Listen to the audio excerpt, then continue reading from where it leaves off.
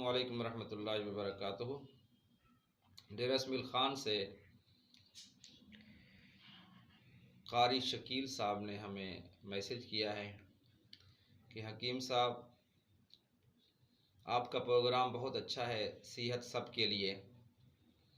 तो मेरे साथ मसला है, मुझे दायमी नज़ला रहता है, जो गर्मी में भी रहता है और सर्दी में भी रहता है। तो आज आप इसका कोई इलाज बताएं। नाज़रीन किराम, मैं अपना तारुफ़ करवा दूं। मुझे अरसा 20 साल से हिकमत के साथ मुंसलिक हूँ और कासमी तिब्बिया कॉलेज जो कराची में वाक़ है, इससे फ़ारिग़ तहसील हूँ।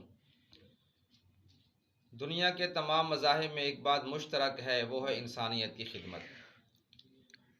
मुझे कुछ ख़बर नहीं थी, तेरा दर्द क्या है या रब, तेरे आशिकों से सीखा, तेरे संग दर पे मरना। नाज़रीन किराम, हदीस शरीफ में आता है, वसीहती का क़ब्ल सुक़्म का, सेहत को नेमत जानो बीमारी से पहले।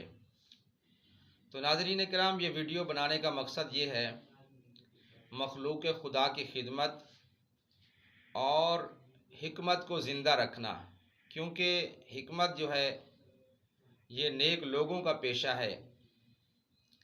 तो क्योंकि हिकमत से और हर्बल तरीका इलाज से, यूनानी तरीका इलाज से, एक तो इलाज सस्ता हो जाता है और मुस्तकिल हो जाता है और पाकिस्तानी जड़ी बूटियों से हो जाता है। तो इसलिए एक मुहब्बे वतन पाकिस्तानी होने के नाते भी मैं कोशिश करूँगा इंशाअल्लाह कि अपने मुल्क पाकिस्तान को ज़्यादा से ज़्यादा फ़ायदा दिया जाए। तो नुस्खा नोट फरमा लें।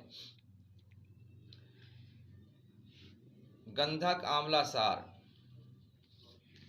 नौशादर ठीकरी और अजवैन, ये हम वज़न ले लें। लेने के बाद इसको पिसवाना है। पिसवा के आधी चमची सुबह, आधी शाम को पानी के साथ लें। चंद हफ्ते इसको इस्तेमाल करें इंशाअल्लाह।